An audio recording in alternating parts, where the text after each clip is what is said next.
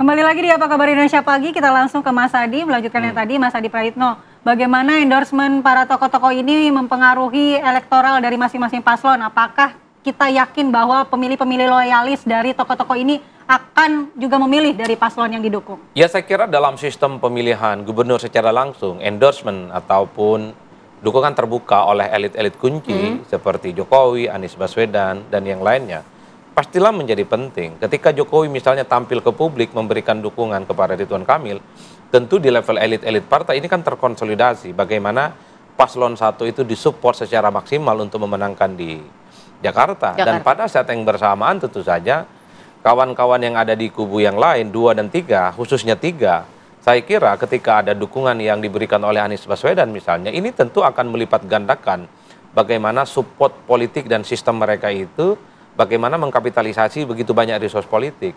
Nah, yang menarik bagi saya adalah ketika melihat kenapa misalnya Megawati itu tidak terlampau tampil nyata ya di Jakarta. Ini mungkin juga bagian dari komunikasi politik, menghindari resistensi, menghindari isu-isu yang terkait dengan hal-hal yang sifatnya negatif. Dan bahkan kalau kita tracking satu persatu, 1 dan 3 khususnya, itu kan sangat tidak kelihatan warna partainya. Mereka ingin menunjukkan kepada publik bahwa resistensi dan penolakan ke partai itu kan agak besar sebenarnya. Maka yang dimunculkan itu adalah wajah bahwa Ridwan Kamil dan Pak Pramono Anung adalah milik bersama. Per hari ini di kubu nomor 3, yang diekspos itu adalah bagaimana dukungan politik Anies Baswedan. Ini semacam pemain naturalisasi. Pinjaman ya. Mantap ya. Kan kita tahu juga Anies berseberangan dengan PDIP, berbeda secara politik sejak 2017.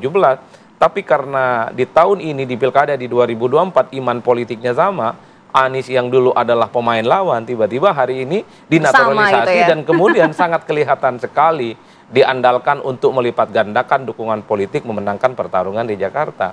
Oleh karena itu di sisa waktu yang ada, saya kira dukungan-dukungan elit yang sudah mengkristal ini harus diamplifikasi, dimaksimalkan, dan bahkan kalau bisa juga terjun ke masyarakat, mengajak para basis-basis konstituennya mendukung salah satu paslon. Karena kalau semacam endorsement hanya sebatas foto-foto ataupun pernyataan secara terbuka, agak kurang efeknya. Karena di Jakarta secara umum, pemilihnya itu adalah sangat independen dan tidak terlampau bisa didikte oleh para elit. Oleh karena itu, model kampanye politik yang per hari ini masih disukai adalah kampanye yang bertemu tatap muka, door to door, dialog, dan kemudian mengajak mereka memilih Mas salah Adi, satu paslon. artinya kalau untuk Jakarta ya, artinya Jokowi efek dan Megawati efek ini tidak terlalu berpengaruh untuk Jakarta? Berpengaruh ya tetap ada. Jadi tidak bisa kita lihat, jangan lihat bahwa Megawati ini hanya sebatas ketua umum partai. Tapi kan basis-basis loyalisnya bukan hanya di PDIP. Di luar itu, di kalangan-kalangan misalnya nasionalis yang lain, kelompok-kelompok minoritas, itu kan tetap kuat dan solid sejak awal. Jokowi begitu pun, sekalipun bukan ketua umum partai, bukan kader partai, tapi kan Jokowi punya Gibran sebagai wakil presiden. Kemudian Jokowi itu kan sangat identik pemilihnya dengan PSI. Sebagian yang lain dulu pemilih Jokowi itu adalah pemilih Golkar, pemilih partai-partai yang lain. Jadi dalam konteks inilah bagi saya, endorsement itu tetap penting. Cuma tidak terlalu mau ditampilkan gitu ya? Betul, tidak mau terlalu tapi dilihatkan. alangkah lebih kuatnya jika endorsement itu juga dilakukan langsung oleh sang elit kunci ini. Betul tidak bahwa pemilihnya masih ada? Betul tidak pemilihnya masih loyal? Karena memang tidak bisa politik itu hanya sebatas klaim. Apalagi elit-elit kunci ini adalah mereka yang per hari ini tidak lagi menjadi pejabat publik.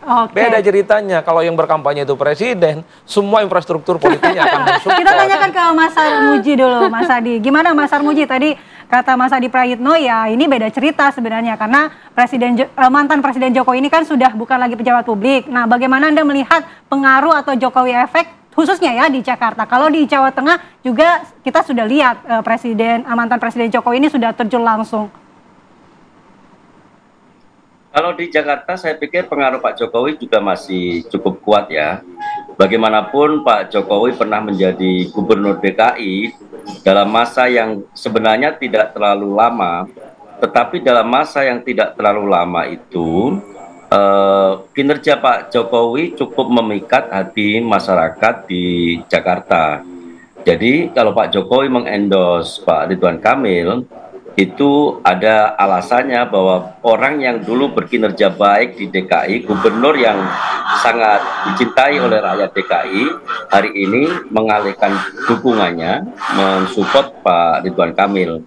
Tentu ini ada pengaruhnya, di samping juga bagaimanapun meskipun Pak Jokowi bukan presiden hari ini, tetapi rakyat tentu masih ingat bagaimana Pak Jokowi bekerja dengan cukup baik sebagai presiden. Dan orang-orang yang baik, orang-orang yang berkinerja tinggi, kalau mengendos calon pejabat publik, tentu rakyat akan mengidentikan ini orang-orang baik, orang yang berkinerja tinggi, itu pasti kumpulnya dengan orang yang berkinerja tinggi juga. Kalau dalam pepatah, kupu-kupu kuning akan berkumpul dengan kupu-kupu kuning.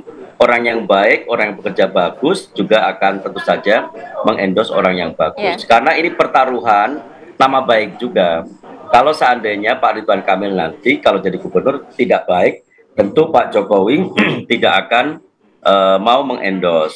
Seperti yang diucapkan oleh Pak Jokowi sendiri, Pak Jokowi mengendos Ridwan Kamil dengan alasan kinerja, dengan alasan track record waktu menjabat sebagai gubernur Jawa Barat.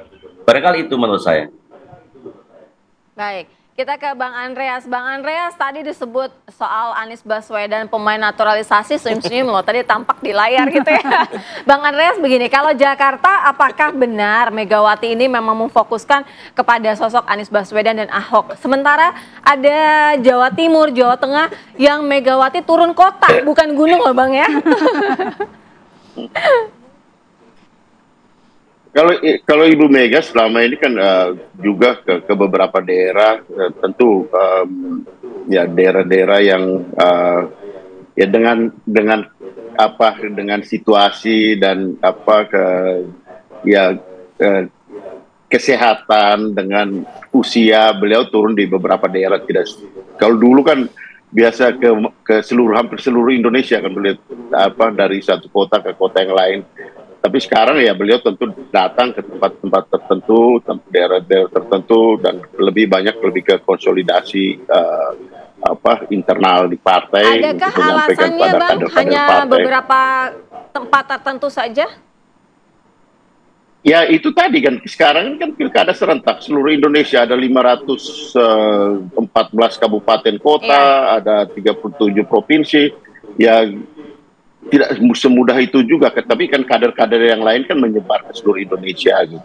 Tapi kan secara simbolik kita tahu bahwa ya Ibu Mega adalah ketua umum partai, dan bila beliau memberikan dukungan, tentu memberikan dukungan secara yuridis, formil, itu rekomendasi itu ditandatangani oleh ketua umum, oleh Ibu Mega gitu. Kemudian juga tentu secara politis ya beliau memberikan dukungan. Daerah-daerah tersebut adalah kandang banteng yang diamankan begitu Bang Andreas? Ya mau bilang kandang banteng yang diamankan ya bisa benar, dan itu harus dilakukan gitu, dalam arti bahwa ada daerah-daerah yang kemudian menjadi perhatian, karena dengan daerah yang begini banyak, tentu tidak bisa seluruh Indonesia dari Sabang sampai Merauke kita capai gitu. Tapi dengan alat komunikasi yang ya mudah, alat komunikasi yang bisa membantu untuk memudahkan, ya Ibu Mega sebagai ketua umum untuk menyampaikan kepada publik dukungan beliau kepada kader-kader yang diusung oleh PDI Perjuangan gitu. Dan itu adalah tanggung jawab ketua umum partai gitu, untuk memberikan dukungan secara moral, secara politik kepada mereka yang diusung. Itu hal yang wajar dan sudah seharusnya dilakukan. Baik, kita juga nanti akan mendalami ke Mas Adi ya, seberapa besar efeknya ketika sosok itu hadir di dalam kampanye akbar sebelum 27 November. Kami segera kembali usai jeda.